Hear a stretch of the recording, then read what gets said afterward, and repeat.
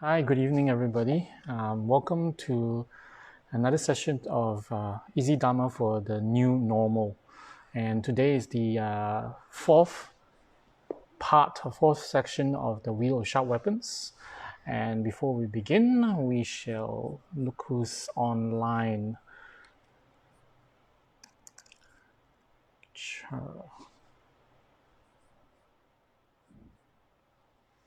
So last week we stopped at verse 29. We will do 30, verse 30 onwards.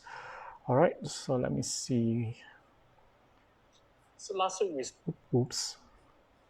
Hi, good evening, David Chu, Mr. Lam, Yiman, Sukfan, and 6 other people. I can't see your names, but I can see there's 6 people there. Myang Lee, and of course, Pastor Narao. So today we'll be continuing on our reading of the Wheel of Sharp Weapons. But before let's get into a little bit. What came to mind today was to talk a little bit about compassion. I won't delve too much because I'm building it, I'm building it to a point where I'll actually define for you what bodhicitta is, but not yet. So I think most people don't fully understand what compassion is. So today we'll be talking a little bit about it before I start my reading, okay? Compassion, you know what people always talk about when you say compassion?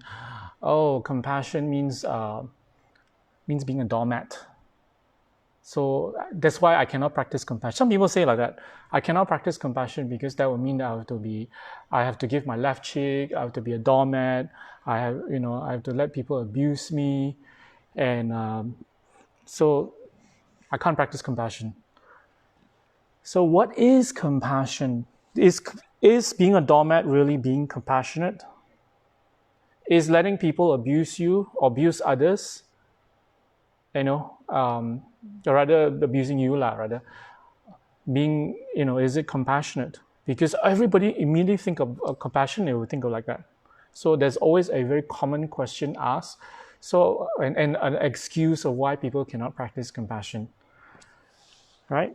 So, but when you actually study about compassion, what compassion is about is developing a type of mental attitude that wishes to alleviate the suffering of others and the causes of their suffering.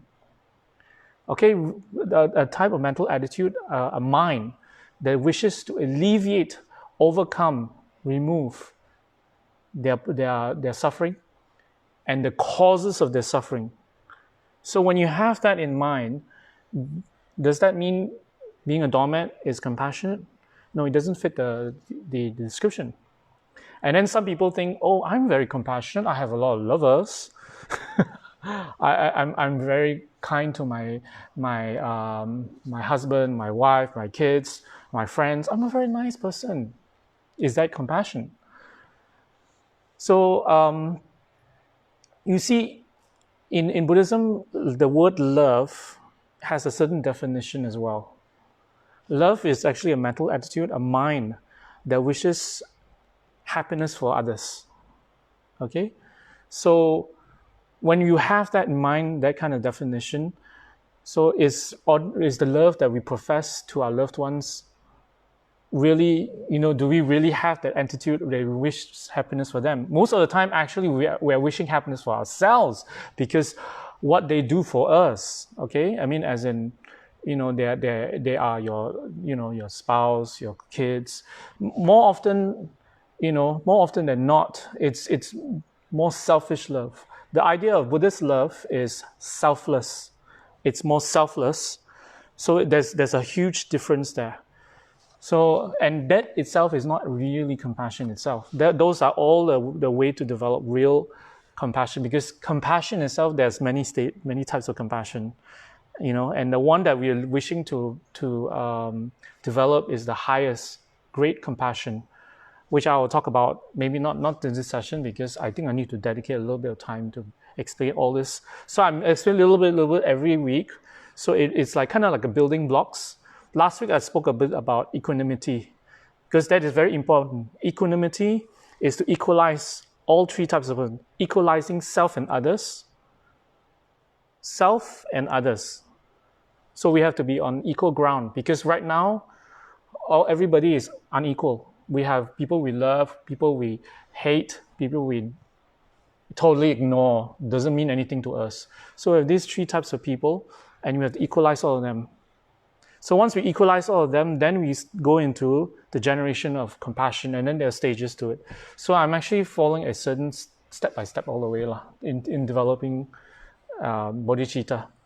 Bodhicitta is actually the mind of enlightenment, but let's not go into that because it's a little bit complicated. So if you have any questions right now, let me know, because I think it's important that people redefine what compassion is in their minds. It is not about being a doormat. It is not about being, doing things that, just mindlessly for others, because it's also combined with wisdom, skillful means. Okay, and when you think about the actual definition of compassion, which is the mental attitude or the mind that wishes to alleviate the suffering of others and their causes of the suffering. Okay, it's these two definition. That is compassion, and that is so. When what removes causes of people's suffering is that, of course, being a doormat is not helping people when you allow them to act out, to create more negative karma. So that is not compassion. That's not even skillful, actually. All right, so we just have to redefine that. Then later we'll go more and more into higher, other things. So the idea about this is actually to develop, to remove, to understand that this selfish mind. Right now, our mind is not compassionate, that's for sure. Because just now I spoke about love, right? We think love is our idea of love for others is compassion. Actually, it's not, because they do something for us. They give us love. They give us affection. They give us a sense of familiarity. They give us a relationship. They give us, sometimes material, like if we are kids, the parents support us, a spouse support us. So whatever it is, we get something from them, and that's why we love them. So it's actually not selfless. So we get something from them, and so in order, it's kind of almost exchange. But of course, it's more than that. I cannot just say it is just that. But the idea of Buddhist love is to give happiness to others. Is have that mind is to have that mind. Okay, so it's where was I? Compassion. All right. Compassion is to develop that kind of mind. Is to develop that kind of mind that wishes happiness for others, that wish to alleviate, not happiness, to alleviate their suffering and the causes of their suffering, right? That's not as defined. So in order to do that, what happens is when we develop compassion, we have to think of others. Okay, when we focus our mind on others, where is us? We don't matter anymore. So that's why in the Lama Chöpa, there is a line that says understanding the advantages of one and the disadvantage of the other.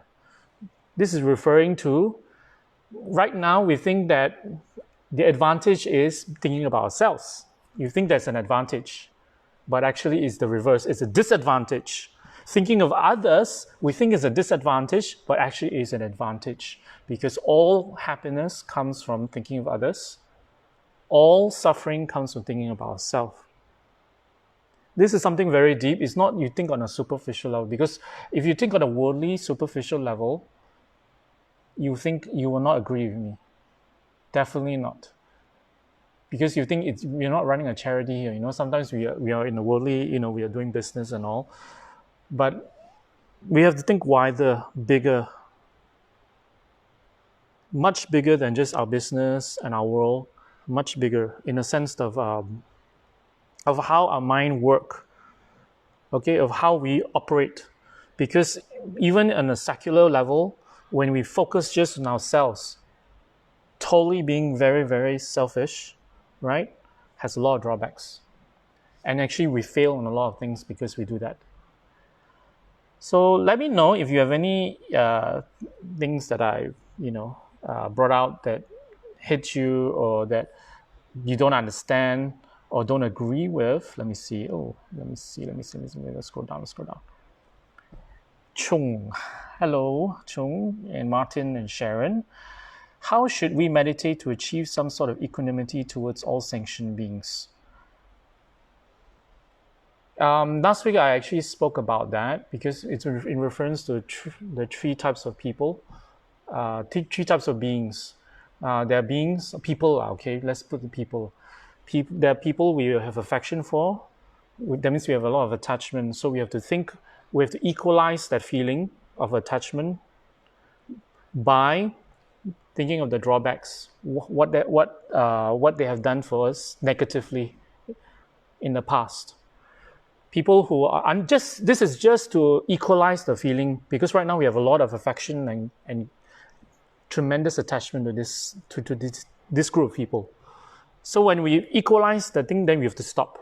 All right, there's a method to do it. Then for people we hate, we have to think about the kindness they have done for us. Okay, we have to think in whatever way we can. Usually the traditional way is you start in previous lives. They've been our mothers. Or you can. There's two ways. There's two methods. One is to think about their previous life, about their that they were our mothers, that they cared for us, they've been very kind to us, and then the other way is to think about our shared common suffering, common goals. To bring them down to our level, in a sense, because right now we look down on them because we hate them. We don't like them. We can't stand to be with them. So we have to bring them up. So when we bring them up, we have to think that they are just like us. They have their joys. They have their wish for happiness. They have their families. They have their loved ones. These are the two methods. This I remember listening from one of Song Rinpoche's teachings. And then the last one is people we don't care for, people on the street, people who have no regard for. So you have to meditate. So you have to take one sample of one for each, and you meditate. And I think this can be done with our prayers when we do our sadhana, by having all the loved ones and people we attach behind us. In front of us is people we don't like, and surrounding us is all sentient beings which we don't care. We can do that as well. That is one method. All right, so, okay, I think basically we've given you a good introduction and a good summary of my goal. And so the idea of, let me get back to the point of this whole session, which is to talk about the wheel of sharp weapons. The wheel of sharp weapons, what it is a text, not just on karma. It is a text to show you graphically, one scenario after another scenario after another scenario, what's the root cause of our suffering. Not just ours, other people's as well. Because actually these are all very common scenarios for all, everybody will have them one scenario or another. So it is to show us, and the root cause of it. The root cause of it is always mentioned as your self-cherishing, self-grasping mind. All right? So the idea is to drive home that point.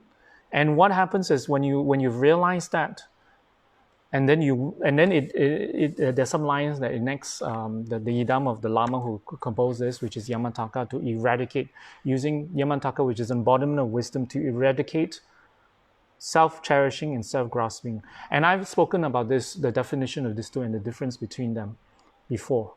All right? So self-cherishing and self-grasping. So when you remove them, then you remove this self-cherishing and self-grasping. So automatically it's cherishing others. Okay, so you develop the mental attitude to cherish others, which is an advantage, which develops the advantage and what happens is when you develop the advantage is you develop compassion, the initial roots of compassion, and then you develop it further into ultimate great compassion, which is it will need some time for me to get to there, where I will talk about it and explain to you what it is. Okay, there's conventional and ultimate bodhicitta. All right, and also what is great compassion in reference to bodhicitta. Okay, anyway, I stopped at verse 29. Okay, last week, so today I'll be going on verse 30. And Here we goes. Verse 30. When our mind wanders greatly and runs towards delusion, this is the wheel of sharp weapons returning full circle upon us from the wrongs we have done. Till now we have neglected to meditate fully on defects pervading this transient world. Hereafter let's work to renounce the existence and see impermanent nature of things. So this talks about a mind that is unruly, a mind that is not controlled, a mind that is easily, what's delusion? A delusion is anger, delusion is jealousy, delusion is attachment, laziness, all sorts of, all these kind of mental attitudes that drive us to become more selfish, drive us to create negative actions that hurt others and hurt ourselves. Okay, and it says here, it's very easy. It's very easy for us to have this kind of negative thoughts, negative mental attitudes. So why is it? It's because we have not developed renunciation. It says here, we have not meditated on the defects, the faults of samsara. So what is the faults of samsara? What is the defects pervading the transient world? Everything is impermanent. Everything is impermanent, so we have suffering. The suffering will change. Remember the three types of suffering that Pastor Nero was talking about? There's suffering of suffering, which is, we get sick, we hurt ourselves, someone dump us, we get mental suffering, we are jealous, we're angry, things didn't go our way. There's suffering of suffering, and then there's suffering of change. When things grow old, when we grow old, when situations change. For example, we were so used to, we can just drive down to town and go to the mall without wearing a mask and all this disinfectant and now everything, there's so much hassle to go through, and economy is changed. Some say it's going to be permanent. We don't know yet, but you see, this is suffering or change because things have changed due to times, the current situation right now, which is the COVID-19 virus. So the suffering is a change. All of us suffer all the time because of change. Then we have also pervasive suffering, which is suffering of the 6 realms of samsara, impermanence, and all that. So what happens is, we have not meditated, we have not realized, come to a realization that things are impermanent, that we have not meditated opportunities. According to I quote him a lot because I just recently heard a teaching from him about on the 3 principal aspects of the path, and he was wonderful. He recommends to develop renunciation is not just to meditate on the faults of the 6 realms of samsara. It's also to meditate on the opportunities, the preciousness of this life. Because when you meditate on it, you develop gratitude. We develop that we have this life, and that there's a certain urgency. There's a certain, urgency is the word, I think. Urgency that this life it's the opportunity to practice now. That is a form of, that is renunciation. Okay, so there's a certain urgency, and then there's a certain appreciation.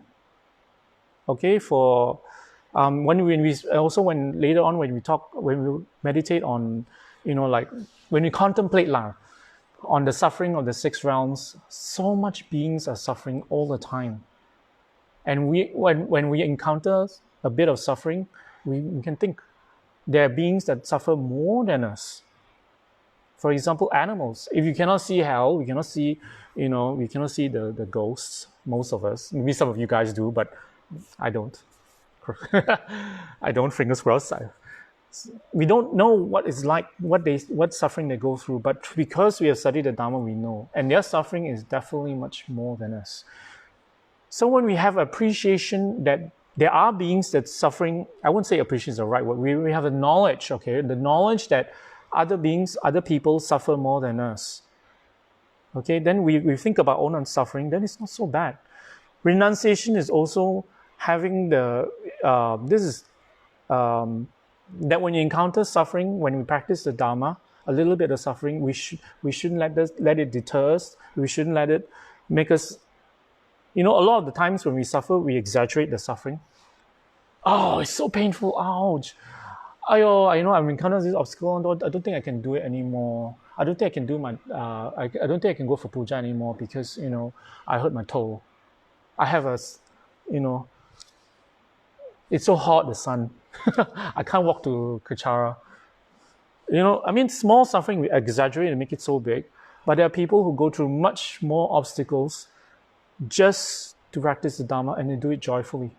So we have to develop that kind of mind to do that. And that is renunciation. Hence, renunciation is also a very important aspect on developing bodhicitta.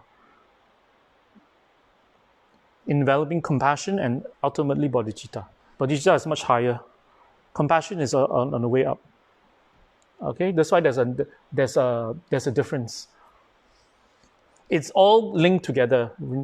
Hence, according to Lama Tsongkhapa's teachings, it starts with renunciation, development of bodhicitta, and emptiness.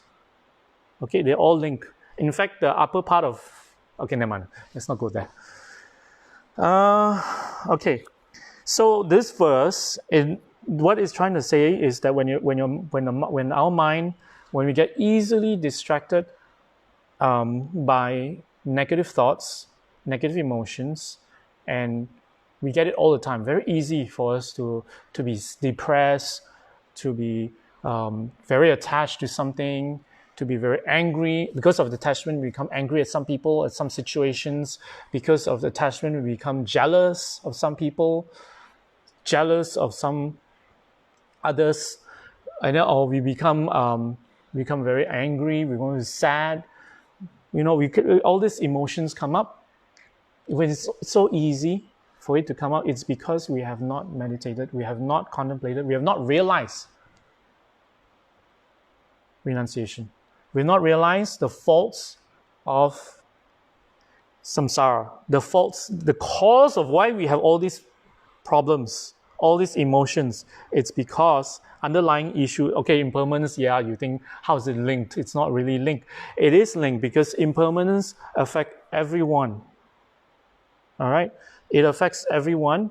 Impermanence also affects, it is the truth of existence right now. And hence, this doesn't flow very well. In order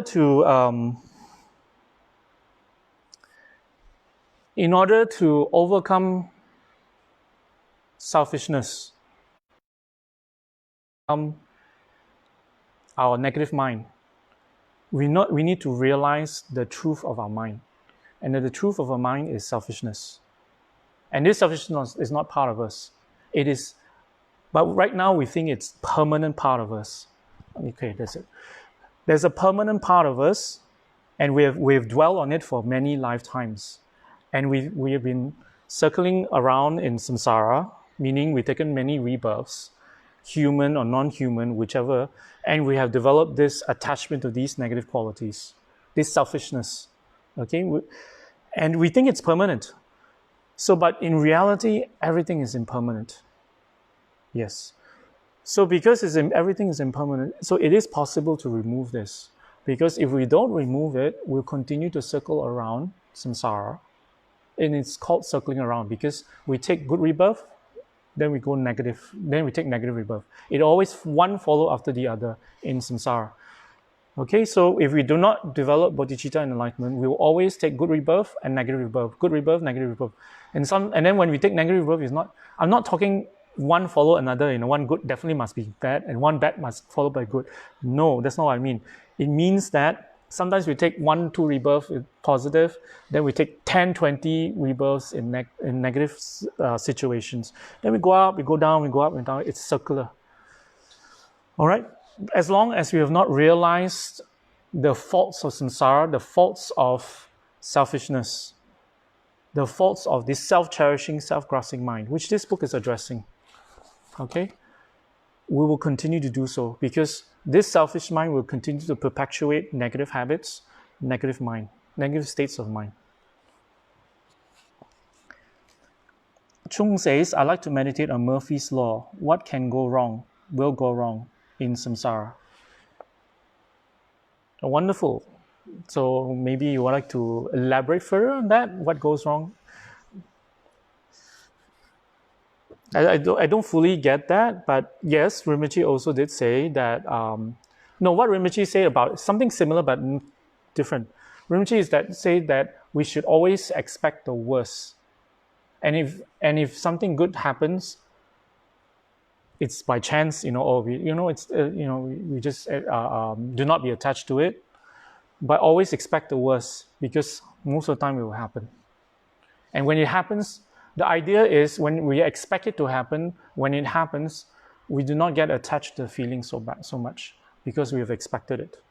Most of the time when something bad happens, we are so attached to it in the sense that not that we love bad situations very much or something negative or an accident so much, but we get so upset.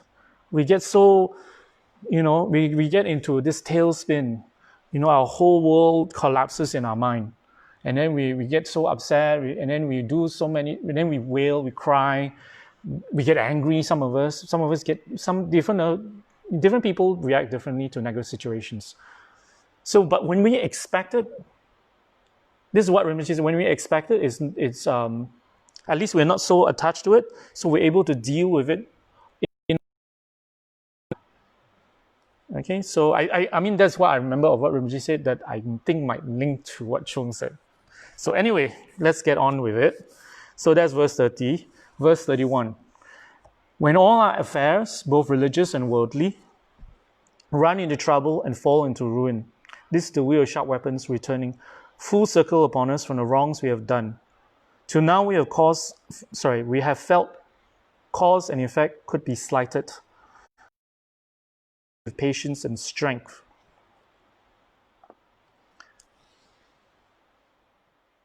I had a very good explanation this before. When everything we do, whether it's spiritual or worldly, goes awry, doesn't turn out right, turns out wrong, it is because we have not taken cause and effect seriously. That means we have not done the right actions to create the right results. Cause and effect is what? Actions and results. So we have not taken the correct actions in order to produce the right result. Hence, whatever we do, whether worldly or spiritual, doesn't bear fruit, turns out bad, turns out wrong. It's because we have not done the right actions. That's why when we slight cause and effect means what? It means that we have not taken took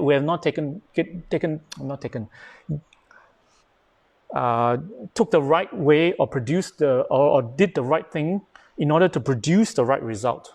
For example, a worldly thing means, for example, in order to get a good job, what do we have to do? First, we have to go to school. We have to study, work hard, get a certificate. Then, get apply for jobs, and then, so that's the right way of doing it. But if we slight karma, if we don't take the right way, we skip school. We get our first job, no at all. And what happens is, what kind of jobs we can get? We can get a very simple job that is odd jobs basically. So what happens is we're not getting the result we wanted because when we hope to get a good job, but we don't because we have not taken the right steps in order to get it. That's for work. I mean, I'm just giving you a very rough, simple example. For spiritual, we pray for wealth, but we are stingy as nobody's business. We're stingy, and then when we make offerings to Zambala or Genze, it's a tiny little teacup. It's like a thimble we put there. Oh, Genze, Zambala, give me wealth, give me 4D, give me a big business deal, give me a promotion. But we make the offering so tiny and we are very stingy. So we're not creating the right cause in order to get a result. I mean, this is not totally spiritual, but it's somewhat spiritual related. Or if you want to be, we want to develop compassion. We study compassion. Right now, we study compassion. We study bodhicitta. We know all the definitions of ultimate, conventional, engaging, wishing, aspirational, and blah blah blah. All the levels of compassion, and we can memorize. We can give a whole Dharma talk, right? But we ourselves are very, very attached, very, very into ourselves. Why don't we develop although we know so much, why don't this knowledge translates into attainments? It's because we have not taken the right steps with ourselves. We've not overcome our selfishness and all that. We've not developed renunciation. We know what's the renunciation. We know the steps of developing renunciation. We know all that, but we have not done it. So when both sides, this is what I'm giving just for a rough example. When we do pujas, also let's say pujas for overcoming some obstacle, the more pujas we do, the more obstacles come. So why? Why is it? Because our attitude before we do the puja and after we do the puja correlate with the puja. So basically, that's what it's trying to say, this verse. Okay? So the last line of the verse, when I say verse means the stanza, the paragraph, okay? The paragraph here, the last line says, hereafter let's practice with patience and strength. So it's trying to tell us to start practicing the real Dharma, which is to do the right thing in order to get the right result. Everything is cause and effect. Even development of bodhicitta, even if you want to realize emptiness, starts with creating the cause. Okay? Okay, let me see. Any other meditation on Murphy? No. But thank you, Chung. That was nice. Next verse 32. When rites we perform never seem to be fruitful. This is the wheel of sharp weapons returning full circle upon us for the wrongs we have done. Till now we have relied on gods of this world or unskillful actions to bring us relief. Hereafter let's leave our non-virtuous actions behind. Okay, this is in reference to rites we perform in reference to pujas and rituals. Doesn't bear result. Why is that? It's because we don't have full refuge. That's why it says here, we rely on gods of this world. When you have real refuge, we will not rely on worldly gods. Okay? That means when we rely on worldly gods, that means we don't have full confidence in the refuge, in the three jewels. The three jewels should be, if you are practicing Buddhist and you have taken refuge, it's important to know what refuge is and who you should take refuge in. Okay? It's Buddha, Dharma, and Sangha. So Buddha means a fully enlightened being. All right, so that does not include the worldly gods. So this is just an allegory to tell you that it's symbolic, is to tell you that to have full refuge. So when you have full refuge in the three jewels, full confidence. One of the results of confidence is your prayers will bear fruit, your rituals will bear fruit, your pujas will bear fruit. That's one. The next thing is unskillful actions to bring relief. What's unskillful actions?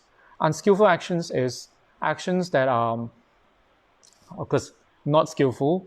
That means actions that are counterintuitive. For example, I've already mentioned earlier in the previous verse, when we pray for wealth, we are stingy. What else? What other scenarios? Let me think. When we pray to have compassion, but we always think about ourselves. We always think about, we only think about the people we care about. We tend to neglect people we don't like, we want to avoid, that we feel that doesn't treat us well. And we want compassion. We want to be compassionate. We know what compassion is. We pray for compassion. We pray to have bodhicitta. All right. So when we have this two, not full refuge and an attitude that is the rituals, the prayers, the liturgy. You know, when you open the prayers and you look at the verse, you're praying for compassion. You're praying for wisdom.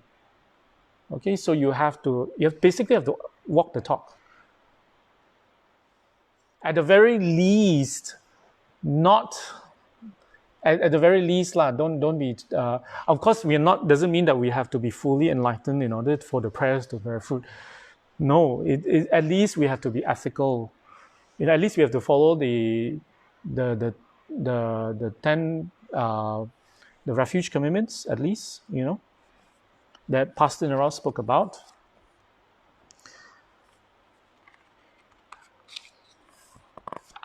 Okay, so that's for that verse. Any questions? No questions. Am I scaring you guys? Am I giving you insight into why your prayers don't work? This is not from me. This is from Dharma Rakshita, who is enlightened. He's one in Yamataka. Next verse 33. When none of the wishes we make reach fulfillment, although we have made prayers to the three precious gems, this is the way of sharp weapons returning full circle upon us from the wrongs we have done. Till now we have had an imperfect commitment to Buddha, whose teachings deserve complete trust. Hereafter, let's place our exclusive reliance on Buddha, his teachings, and those in his fold. So this is also another aspect of, this is in reference directly to the three jewels. When we make prayers, aspiration, pujas, rituals, okay, and why it doesn't, bear result is because we have not complete trust, confidence, and we have our commitments is iffy. Because why do we have not full confidence?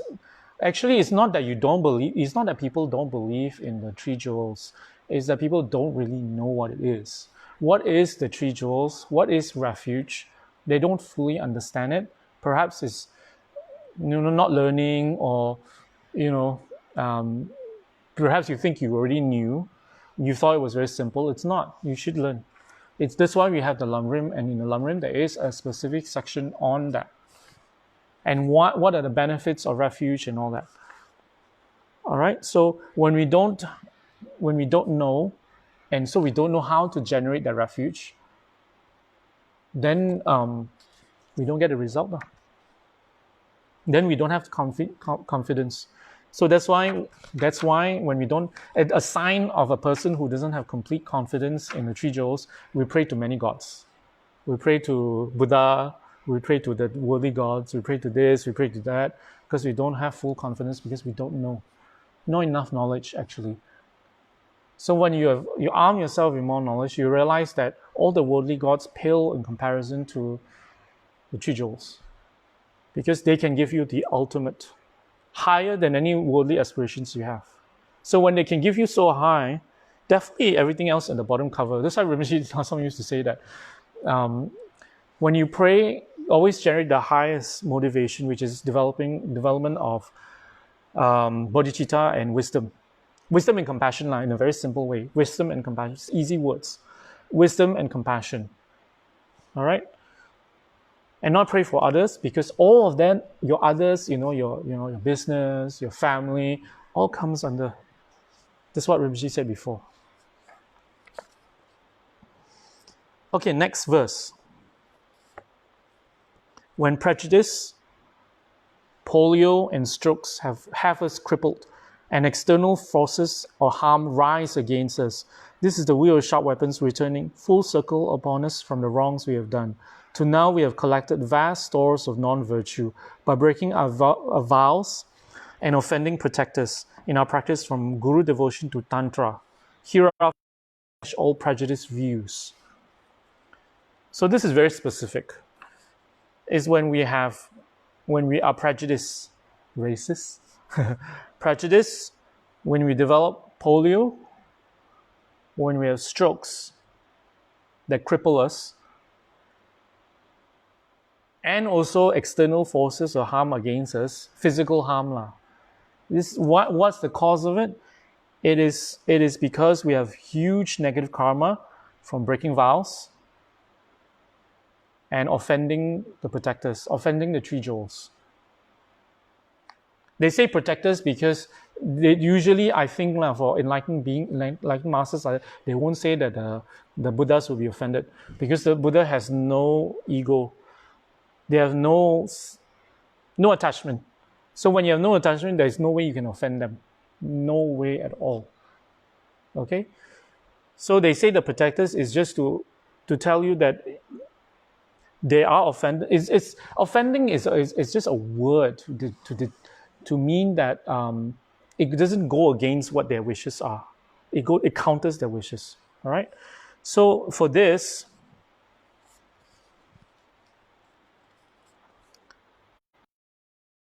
it says that because of all this negative karma, it results in that. It's just as simple as that.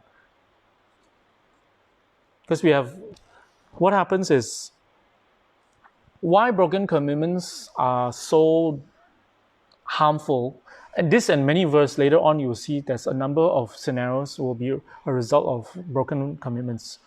It's because when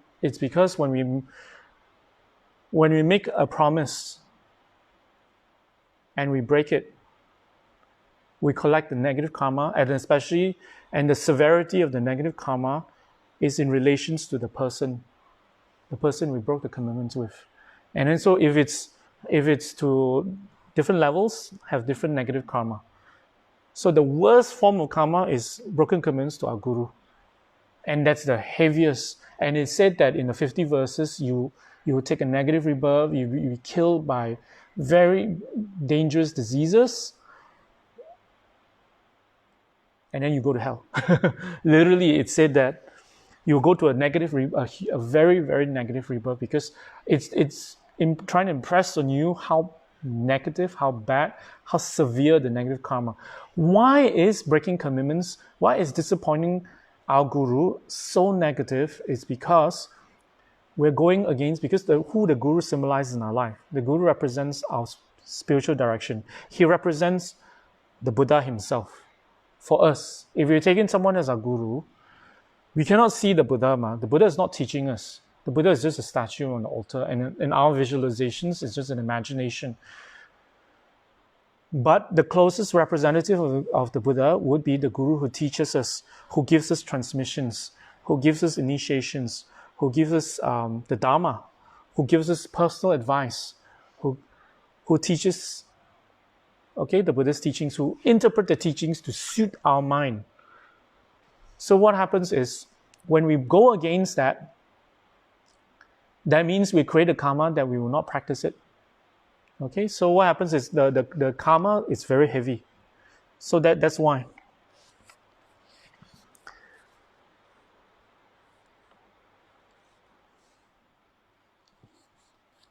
A literal translation of verse 34. This is from Chung. At times when superstition, strokes, and possession by harmful spirits befall us, this is the sharp weapon of negative karma circling back on us, having built up negative force with respect to the tantric deities and mantras. Now let's destroy all our bad understandings. Superstition, that's interesting. The word is superstition. Prejudice, superstition. Okay. Verse 35. When we lack all control over where we must travel, and always must wander like waves with no home, this is the wheel of sharp weapons returning full circle upon us from the wrongs we have done. Till now we have disturbed holy gurus and others, forced them to move from their homes or their seats. Hereafter, let's never cause others disturbance by evicting them cruelly from where they reside.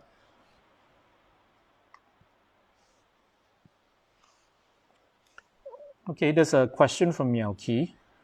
Is it true that when we are sick or have any disease, is due to our karma? Is this case what can we do? Oh, definitely, Miao Qi. It's not just sick. Anything we experience, it's not just sickness and disease. Everything, whether it's positive or negative, is a result of karma. Even the place where we're born, the family that we're born to, the country we're born to, the situation we're born to. Some people are, situation as in wealth. Some people are born wealthy. Some people are born in poverty. And also how we take the situation is also a karma, meaning some people who are born in poverty, they do more negative karma and they get worse and worse and worse. Some people born in poverty, they improve themselves. They work hard, they improve. And they get out of poverty through their effort. And then some people who are born in wealthy situations, they go down. Okay, many times it's like that, they go down. Some people born in wealthy situations, there are only some, not much, not a pervasive thing. They get better and better, they do charity, they become better and better and better. Okay, so everything is karma, all right? So with regards to sickness, with regards to health, okay, what can we do? We can do practices. We can do purifications. And purifications in relations, there is specific purifications that we can do in relations to health, which is, for example, prostration is a very powerful way. 35 confessional Buddhas is another very powerful way to purify negative karma in relations to the body. And this is a very Buddhist thing, okay? It's animal liberation, sponsoring of Buddha statues, Buddha body. When you sponsor a Buddha body, a Buddha statue, even a pendant, even a tanka, even an image, and you give it to someone to pray, you purify the karma or negative karma of the body, which is sickness. Okay, so these are some of the ways you can help purify the negative karma. Definitely sickness is a result of negative karma, definitely. All right, so I hope that answers your question. Where was I? Okay, when we lack control over where we must travel and always must wander like waves with no home. This is the way of sharp waves returning full circle upon for the wrongs we have done. Till now we have disturbed holy gurus and others, forced them to move from their homes or their seats. Hereafter, let's never cause others disturbance and by evicting them cruelly from where they reside. So usually you'll see in this view of sharp weapons, they always tend to refer to the highest most of the time, which is the gurus, the Buddhas, okay? And holy monks and nuns, and to represent the worst type of karma that you can create in order to get that result. But it doesn't have to be there's just the guru. It can be other people as well. If we are living in a situation, it says here that we are forced to move all the time. We are like a nomad all the time, not by choice, but by force. Perhaps we couldn't pay rent, we were kicked out. Perhaps we have a family situation where you have to travel a lot, forced by problems in the family, forced by situations, circumstances. All right? This is a result of the karma of making others do that before. So when you evict your guru, means what? You kick your guru out.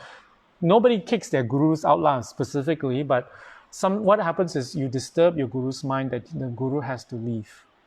There are situations where the guru is so disturbed that they have to move, they have to leave, or a situation that you created, perhaps maybe you forgot to pay the rent because you have no awareness, and then your guru have to move out of the house, for example. I mean, I'm just giving a very rough example. So whatever it is, the karma will come back to us.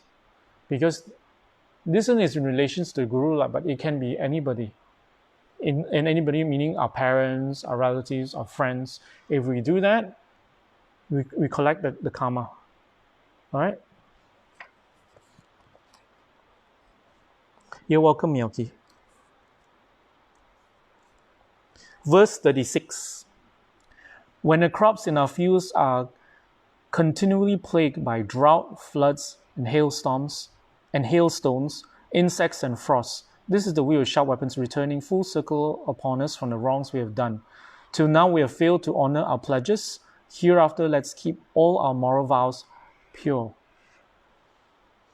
So this is in the past where most people's livelihood depended on crops. It's in the past, the major economy is always the agrarian one. which is to what do you call it? Farming. And so what happens is what it's talking about is livelihood. Okay, so when our livelihood is always plagued by problems, in here, when it comes to farmland, is always, what are the problems? Droughts, floods, hailstones. Hailstones is, there's some countries where it's it's a weather condition where it's so cold. I think for Malaysians who never travel and overseas, they have no idea what hail is, because I've experienced it in Australia and I was fascinated. But if you're a farmer, it's not so fascinating because it's very damaging.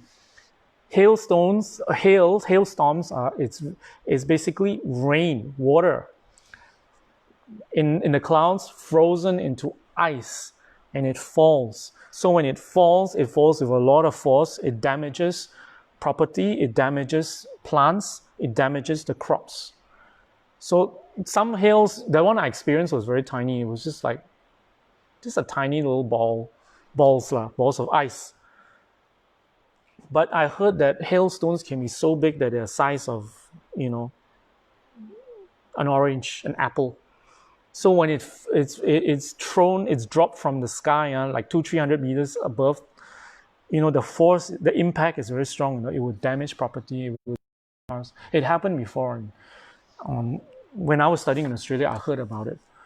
I didn't witness that. The hail that I witnessed was just tiny ones. So it was very fascinating. So because I remember when it happened, it was really freezing. Okay, so but for us, we are, most of us, I don't think any of you guys are farmers online. I don't think so. Most of us are ordinary people who have businesses, who have jobs, So what happens is this verse will apply to us as well, because when our jobs, our businesses, especially businesses, are plagued with problems, economic situations that are bad, business is bad, downturns, stuff, or what do you call it? Overturn. Whatever. There's some terms I cannot remember already. But when we are plagued with a lot of problems, this is because we have not kept our promises in the past. And you think, how does that link? How is it linked? When we make a promise, it's making a vow. So there is a huge karma built up. It can be both positive and negative. So when we do not fulfill what we promise, when we have promised with our voice, with our promise, with our consciously doing it, okay, we promise to do something and we don't do it, there's a huge infringement. So the karma will build up. Karma will be collected. And especially if the karma is in relations, like I said before, to someone high like our guru, to the monastics, which is monks and nuns, to our parents, to our relatives, is heavy. And then friends, also heavy, but all of them has karma. And we do it a lot, right? We do a lot, we collect a lot of negative karma. Because usually when we break our vows, we break our promises, you notice people who do that, they do it all the time. Very easy, because once you do once, it's very easy to do another time, because you know why? It's force of habit. And the force of habit is karma as well. So the karma will be, negative karma will reinforce negative karma. So if you do it once, it's easier to do it another time. And then a third time. Okay, so when we don't put a stop to it, later on we find it harder and harder. So that's why transformation and Dharma practice is important to do it now. Meaning to have the mental strength and attitude to do it, start now, change now, or put in some sort of effort to reduce it. If we do not do it, the karma will multiply, the force of habit will multiply. And when it's so big already, the negative karma, the problems, the crisis that emerges from it, it will snowball. It will be overwhelmed. And we can't change it. That's why when people say, oh, it's so difficult to change. It's so difficult, I cannot change. Because we have not put effort when it was easier. So now and later on, when you keep thinking later, you will never. it will never happen because it's just the karma is just too heavy already. All right.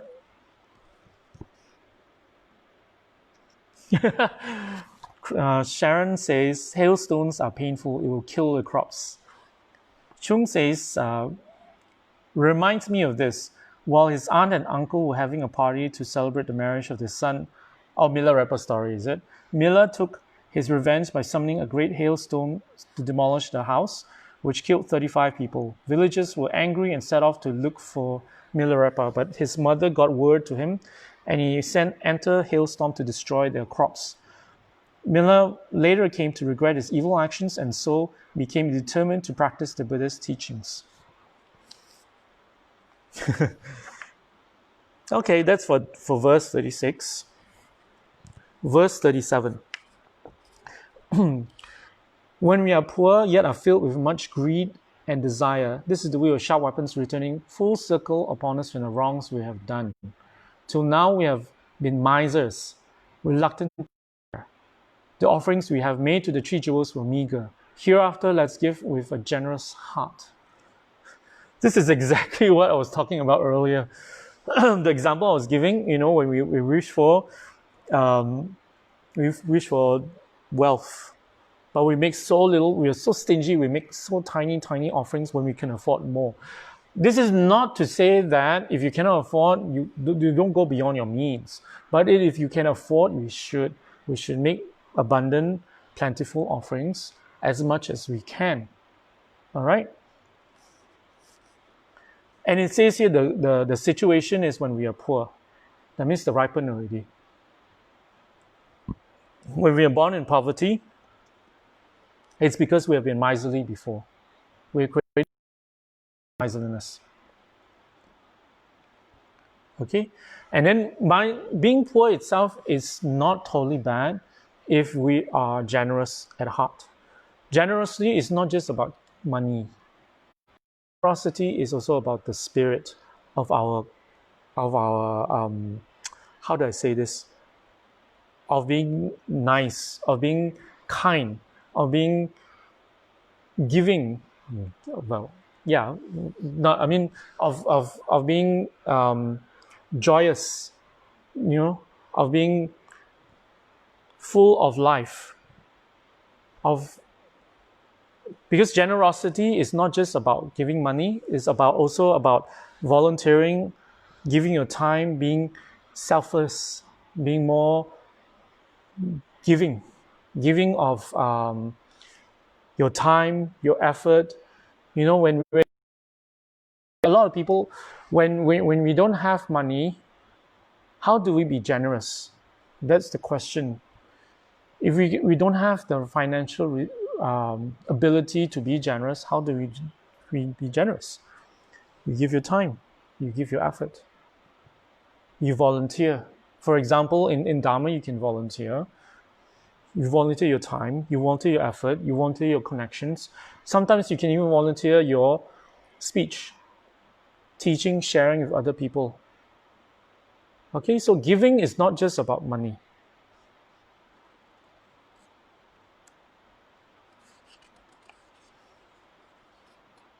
Okay, that's for that verse. And most important is with offerings and our altar, and it has got to be done in a way that to our ability, both ability to afford it, ability to make it as aesthetically pleasing as possible, and clean. And offerings changes on a daily basis as much as we can now. Certain types of offerings have to be daily. Some offerings can be a little longer, but on a regular basis, the offerings, if it's left there longer than a day, it should be looking fresh. It is still fresh. It shouldn't be offerings that are rotted away. Offerings that are rotted away is very bad omen on the altar. Okay, there shouldn't be dust on the altar that is too thick. Naturally, you just clean and immediately dust will settle. But what I mean is, it shouldn't be like months and weeks and months where the altar is not kept clean. All right. So that is also to do with our generosity of effort, perseverance, of cleaning. All right. So our altars, we should make it generous and we should make it as aesthetically pleasing. Just don't make it. Don't. I know different people have different levels of aesthetic, different types of aesthetics. So it's more of from your heart. All right. So you don't have to go around telling people, oh, your altar is very ugly, lah. It's very bad. No, no, no. Some people, it's from the heart. It doesn't matter. But more importantly is the effort to put in towards the altar, put in towards making the offerings.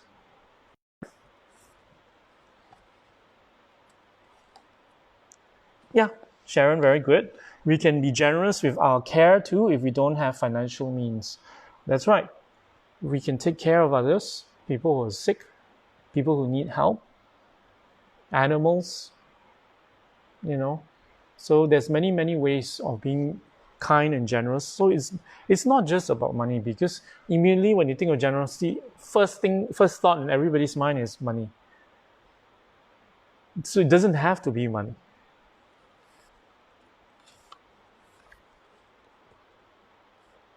Actually, the non-money type of generosity is even more beneficial.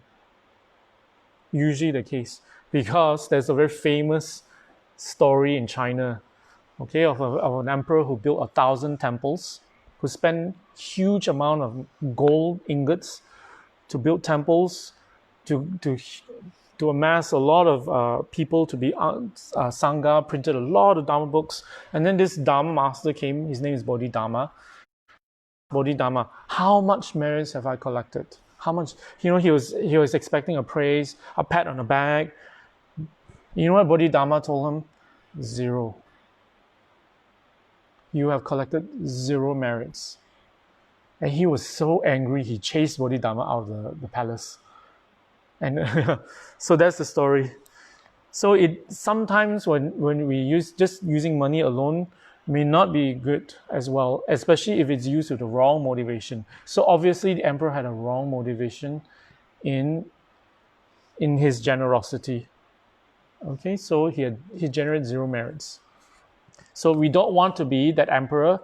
When we make offerings of beautiful offerings on the altar, clean and everything is pristine, but it's meant to show off, or it's meant for something negative.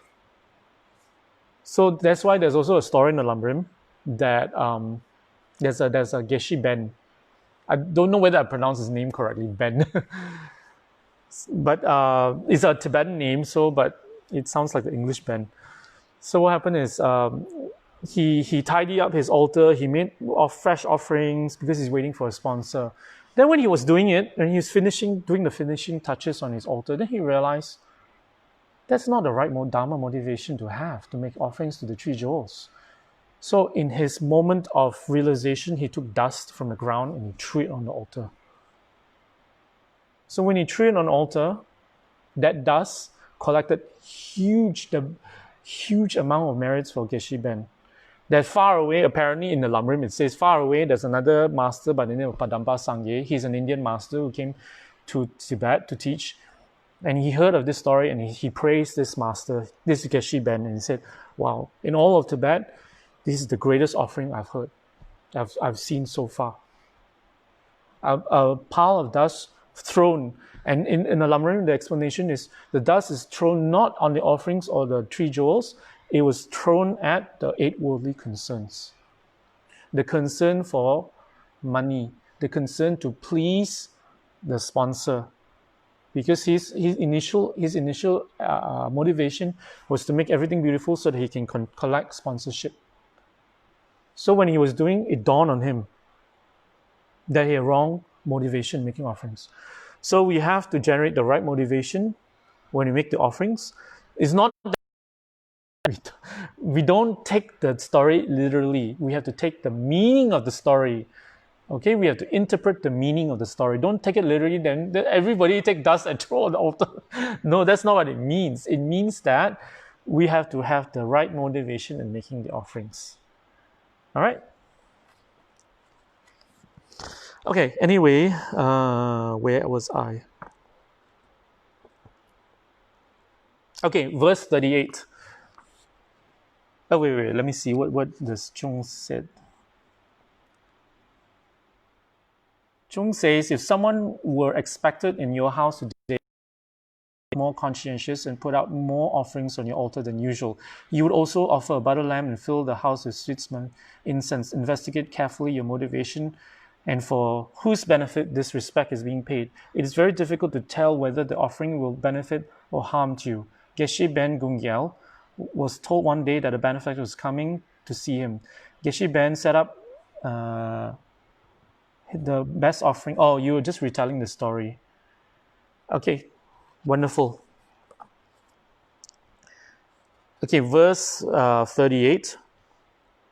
When our bodies are ugly and others torment us by mocking our flaws, never showing respect, this is the way of sharp weapons returning full circle upon us from the wrongs we have done. Till now we have made images lacking beauty.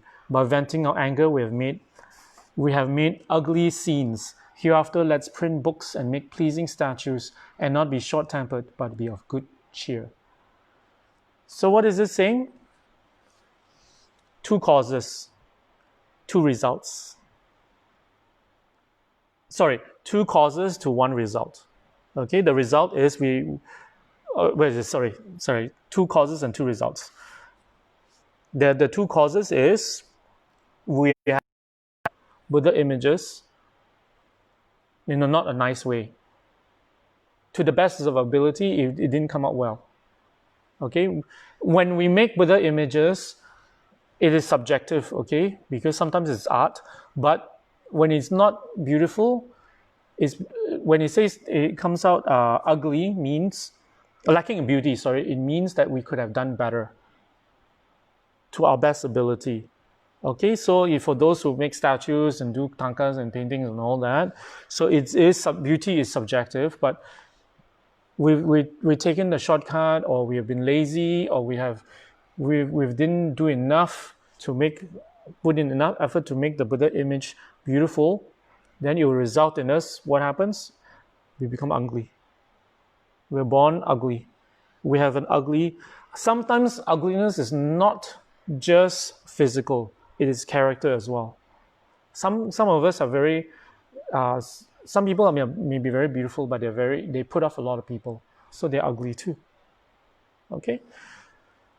Then the second cause is anger.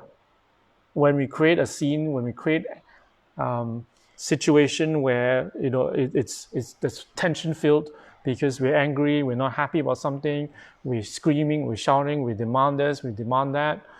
We're not happy for the wrong motivation, which is selfish, obviously. So the result is people will see your flaws and they'll criticize you. It matches. You think about it. Okay, it matches. So when we're not happy, because we're impatient. So when we are impatient with other people can also be impatient to us. Hence, when we do something, the cause will always resemble the result. The result will always resemble the cause.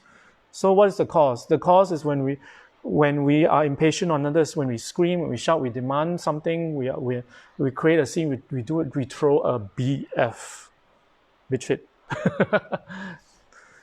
We throw it for the wrong reasons. We throw it because we're not happy. Perhaps the situation is valid. Maybe our reasons are valid, but we exaggerate. We make a scene out of it because we love it. A lot of the times we don't realize that when we're angry, we love the attention people give us. We love the fact that we can control people through our anger.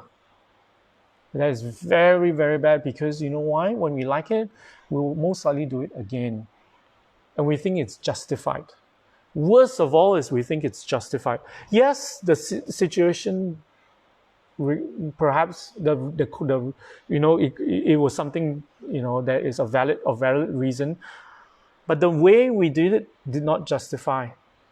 We do not need to throw a BF. We do not need to get angry and create a scene, because once we do that, we just perpetuate this again and again. We'll do it again, and we think it's justified. We become self-righteous. So that's very bad. So what happens is we will create a situation where we will get it back. It's called the wheel of sharp weapons for a reason. All right. So if we are like that, if we're impatient, we get angry easily on others, and we feel that we have the valid reason to judge people and mete out judgment on others, become the judge and jury, and talk, talk, talk, and then criticize everyone, use the Dharma, use whatever reasoning, it is for your benefit, so I'm going to, that's why I'm throwing this BF. If we do not have real of pure motivation, it's very bad karma. It's very bad karma. It will come back to us. All right. So this is, and they're both of these causes and both of these results are related.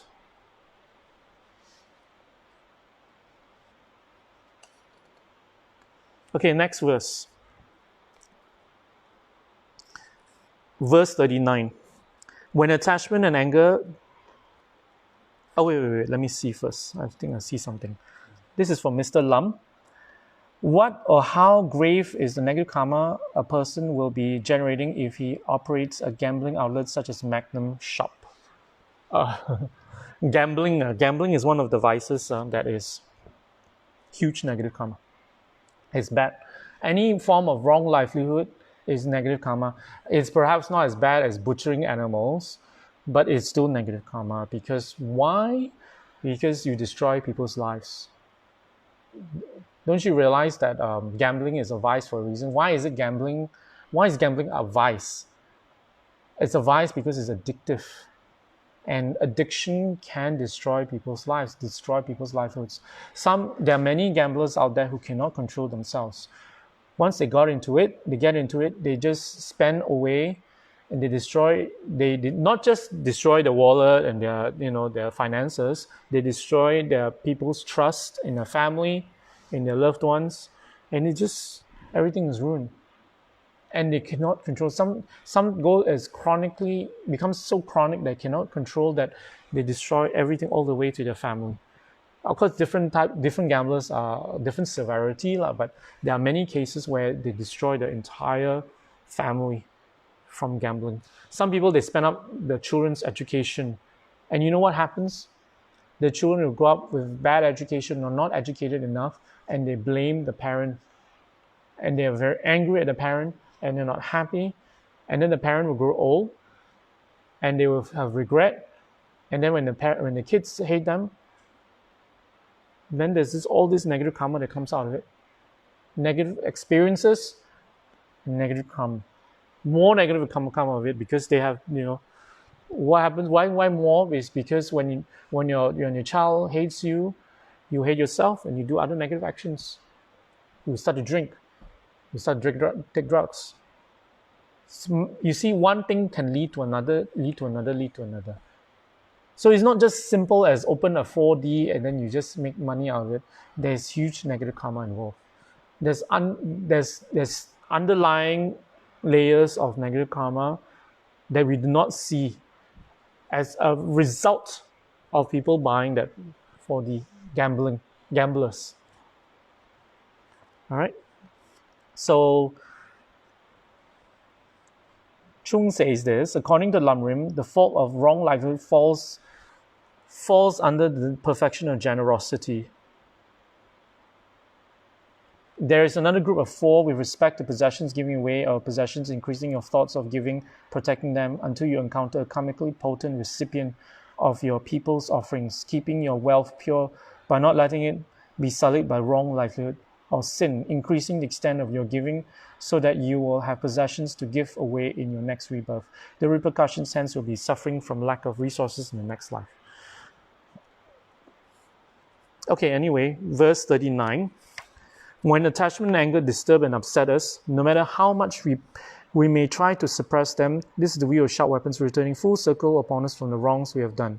Till now we have held on to improper outlook, stubbornly cherishing only ourselves. Hereafter, let's uproot self-interest completely.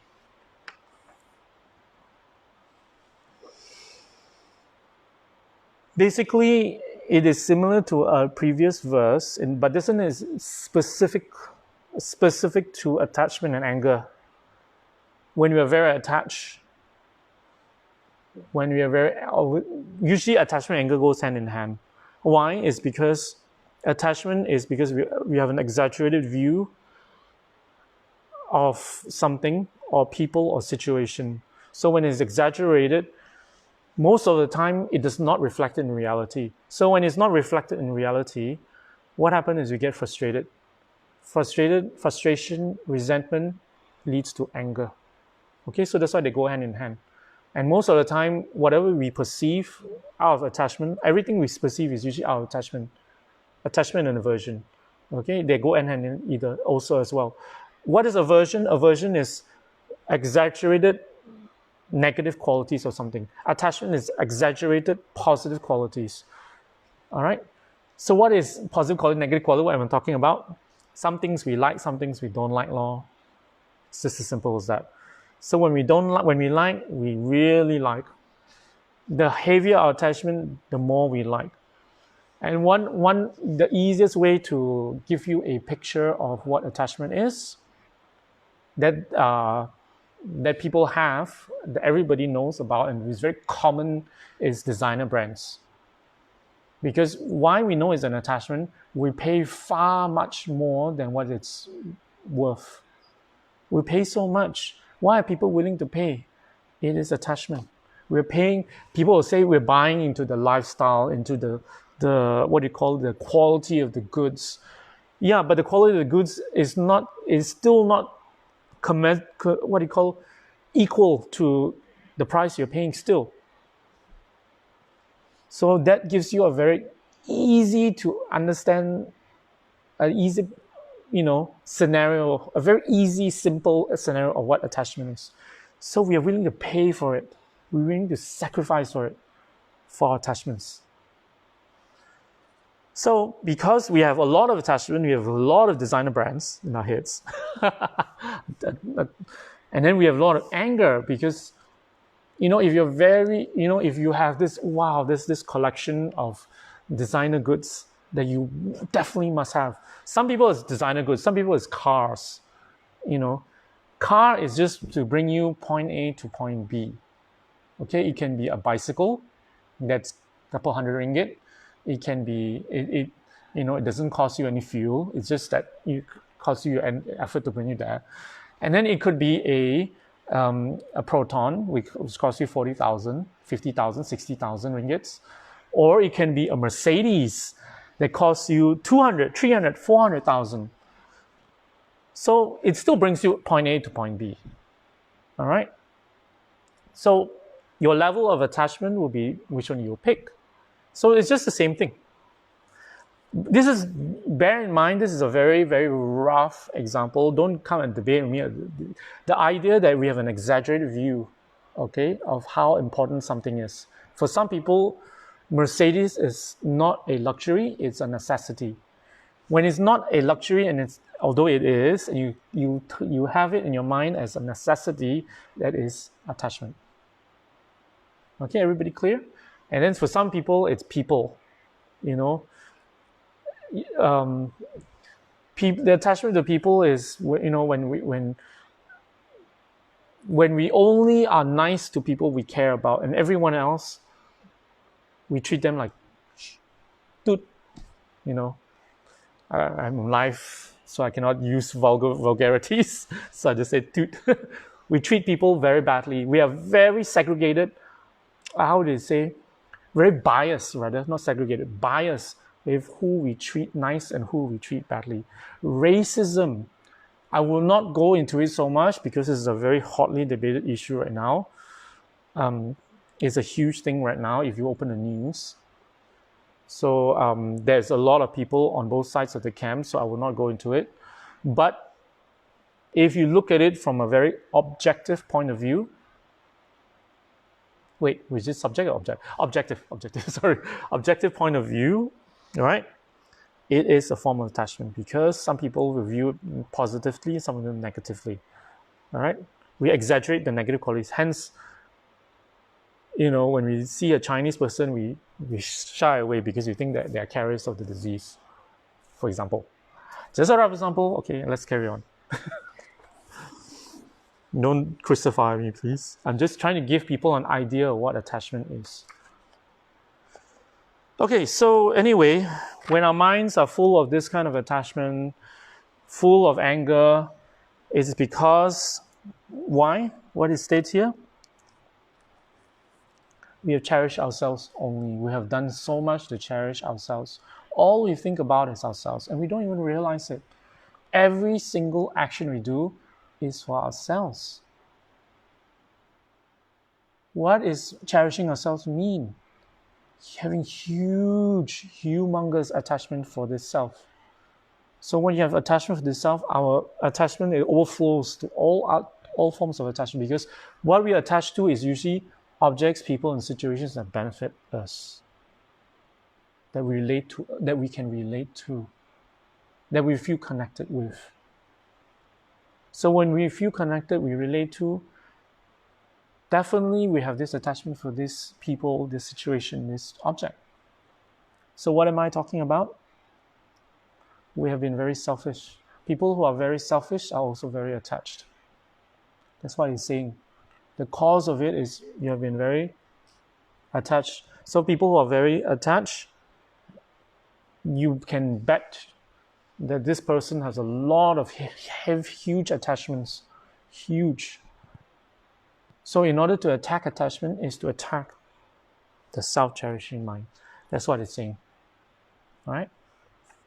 Next verse. When success, verse 40, when success in our practices always eludes us, this is the way of sharp weapons returning full circle upon us from the wrongs we have done. Till now, deep within, we have clung to our ego, fully immersed in self-cherishing ways. Hereafter, let's dedicate all the virtuous actions we do so that others may thrive. What is he saying? When our spiritual practice does not result in transformation, why don't we transform? Why don't we have some sort of realization attainments? Why we pray for compassion and we never get compassionate? We in fact become more and more selfish. Why? It is because what we pray for in our practice is opposite of our actions. It's opposite of our learning and our actions. Actions is more important. So what's our actions? Our actions is self-cherishing. So we have clung onto this ego that says that only practices the 8 worldly dharmas. What are 8 worldly dharmas? This is the point that it's very important, 8 worldly dharmas. We practice that more than the Lamrim. 8 worldly dharmas is we only practice the dharma if we are comfortable, if we are happy. And then when we are not comfortable, we are not happy, we don't practice the dharma because we are not happy. We throw a BF, we give up, we cancel, we don't do. Because we're not happy, we're not comfortable. Or we didn't know, if people praise us, oh, I got a praise. Rinpoche told me I'm such a good student. Oh, Rinpoche praised me. Rinpoche said say something nice to me. I'm so happy. So we do a lot of dharma. And if Rinpoche said, oh, you've not been very nice lately, perhaps a stern word from Rinpoche or someone else, maybe not Rinpoche, maybe from another Dharma brother and sister who told us off that we are complacent or we are stingy, we're selfish, we don't fulfill our commitments, or someone reminding, some people, not even that, some people remind us of what we promised to do and we are not happy. Then our face turn and we get angry and we start to gossip. We start to feel, oh, I don't feel like coming anymore. Oh, I spoiled my spirit already. So when we hear things that are nice, we're happy and then we do Dharma.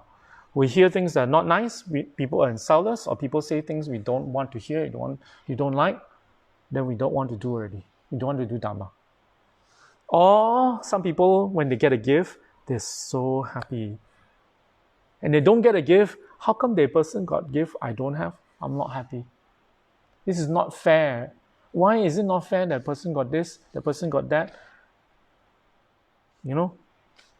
So when we don't get a gift, we don't get something, get a material benefit. Some people bribe the Buddhas. Can you imagine? We bribe Dorje Shukden. We tell Dorje Shukden, give me 4D. I'll promise I'll build the biggest temple for you. We bribe Dorje Shukden. Can you imagine bribing Dorje Shukden, bribing the Buddha? You build a temple for a huge temple to Dorje Shukden if they fulfill your wish. Yeah, imagine that. I think you don't have to imagine. A lot of people are probably thinking that. Because I heard it many times, honestly. That's why it's a scenario that comes to my mind immediately. Because you don't realize how people don't actually realize how Dorje Shukden work. That you cannot bribe a Buddha who has no ego, who has no attachment to name or fame or material objects. You know, he has no attachment to a temple. Because why doesn't he have no attachment? Because it's who he is. So he doesn't need that. That promising to build something, to give Dorje Shukden something, so that he will give you something. It's like a barter trade. So that's why it doesn't work that way. All right. So that's why we don't get answers prayer. Answers prayer. Our prayers answered. All right. Because we are thinking about ourselves. Because actually, it is not the temple we're thinking about. It's ourselves. Because we think, this 4D will give me $10 billion. $2 billion will go to the temple, $8 billion to me. Actually, that's what we're thinking. Sometimes at the back of our head, not at the foreground, because we sometimes we like to bluff ourselves, you know. We like to delude ourselves. We like to kid ourselves to think we are so selfless. All right, although we are not. So we want to bribe Dorje Shukden. We want to bribe Kache Mapo. We want to bribe Lama Tsongkhapa. Lama Tsongkhapa, you want to, you know, I'll build you this. I'll do this. I'll do this. You know, I'll do that. So you must grant me this. That is the worst thing to do to the three jewels. You cannot bribe the Buddhas. You don't bribe them. You make offerings to them, and you ask, you request, but you do not bribe them. All right? Bribe means you give something, you offer something in order to get something.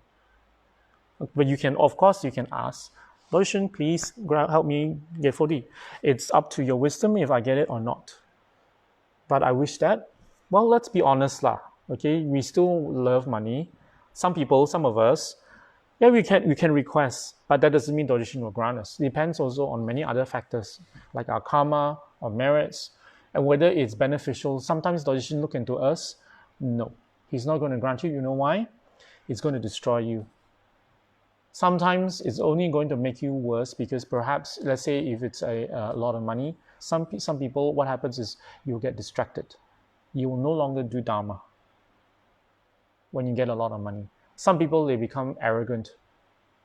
They will insult people and they will chase people away and they do things. Some people, it will just bring out the worst in us. Why some people get it and some people don't, it just depends on their karma. Depend what is asked for will work for them in terms of the Dharma. So just remember who Dorje Shukden is. He's a Dharma protector. He's not there to protect your wealth or your property he will do all that, that's for sure. You can always ask him, but that is not his primary concern. His primary concern is your Dharma practice, your future lives.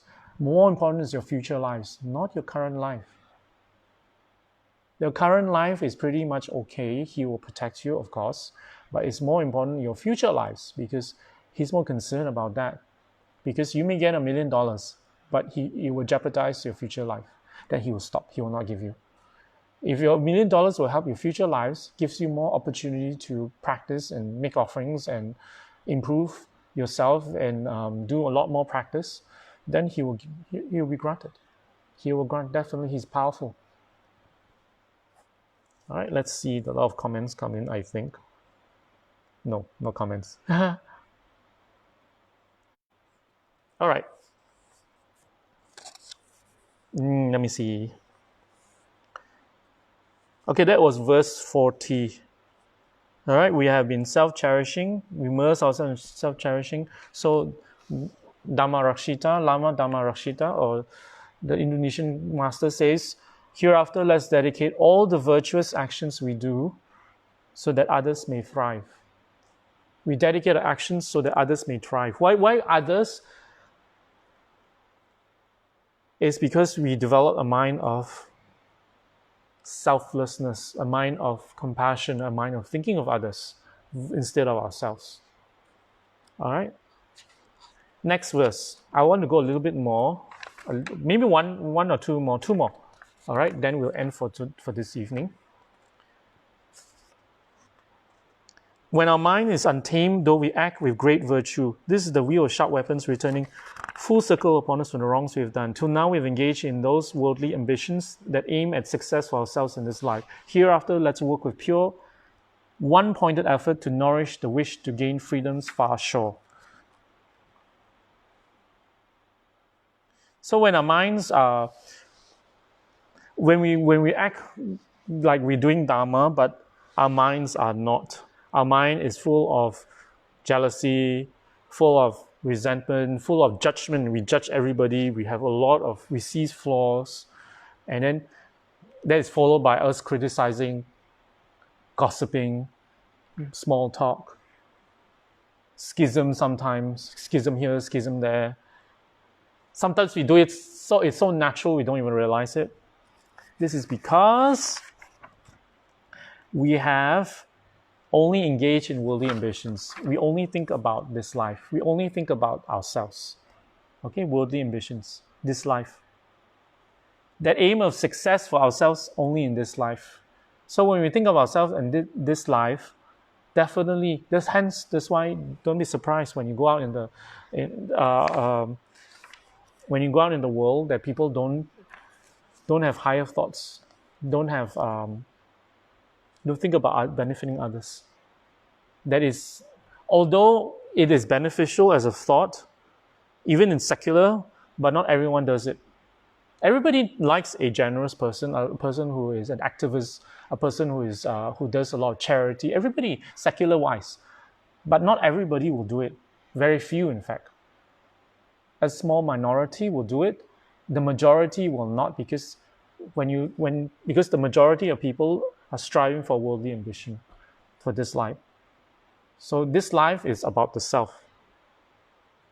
So when you inculcate that day in, day out, you'll be more and more selfish. More and more in your mind, it's just filled of non-virtue, full of jealousy, anger, attachment. The biggest one is attachments. We're full of attachments. Attachments lead to more attachments, lead to more anger, more jealousy, more frustration, more suffering. All right, so it's just as simple as that. Last verse for this evening, verse 42, everybody. Bear with me, I know it's late. When after we do any virtuous action, we feel deep regret or we doubt its effect.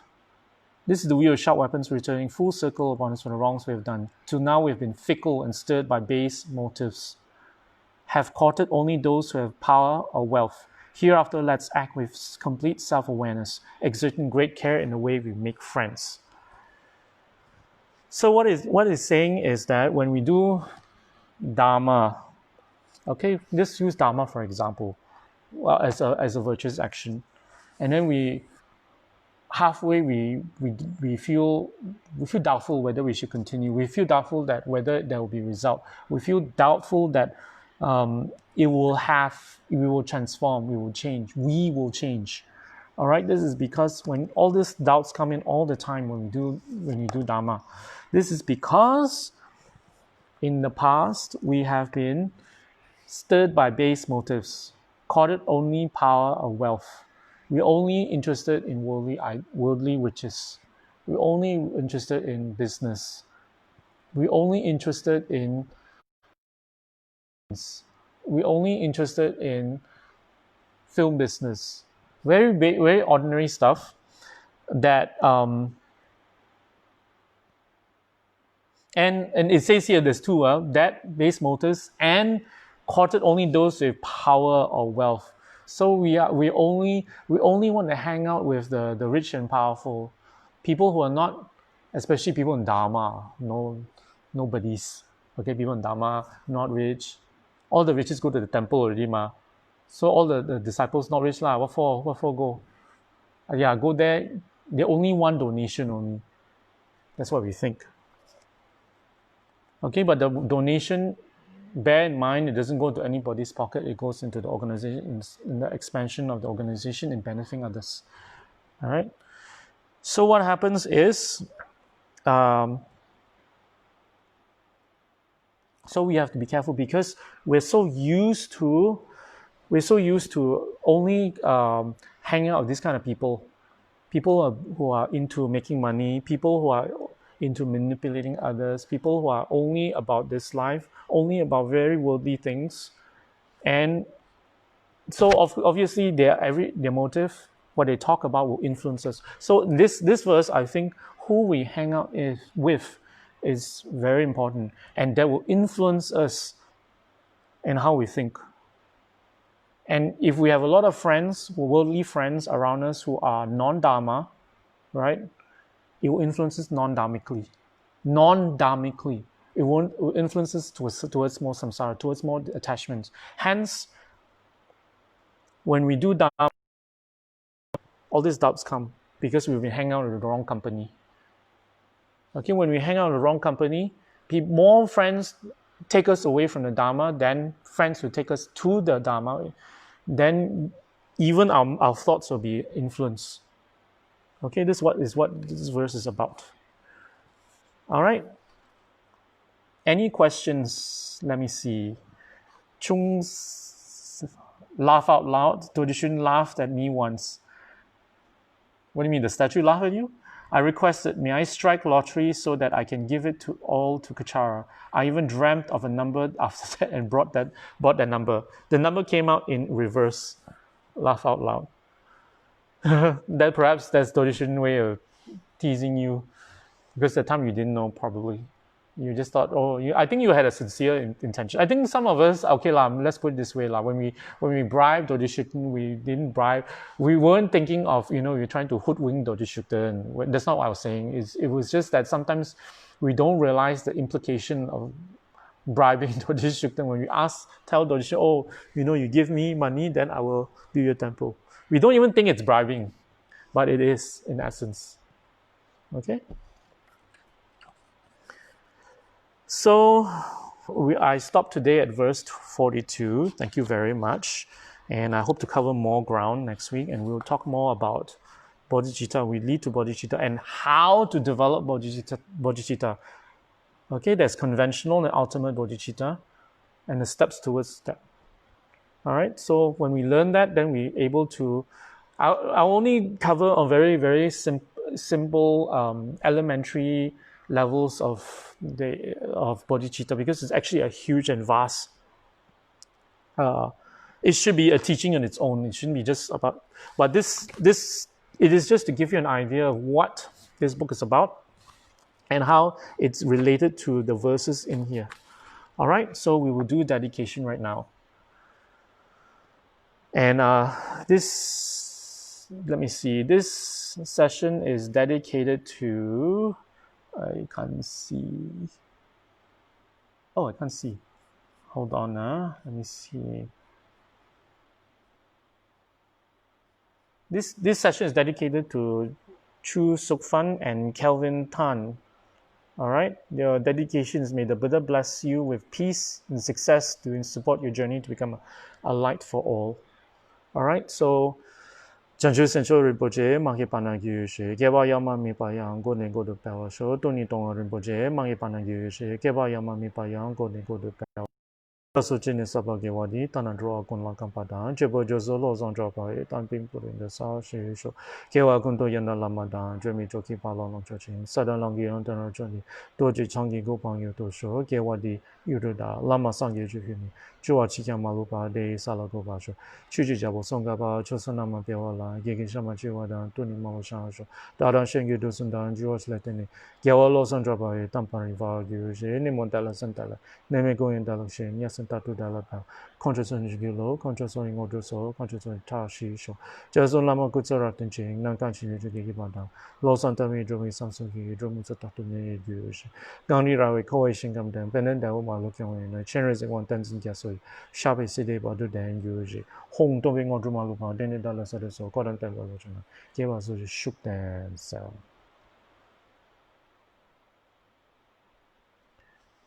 Thank you, everybody, and good night. See you next week.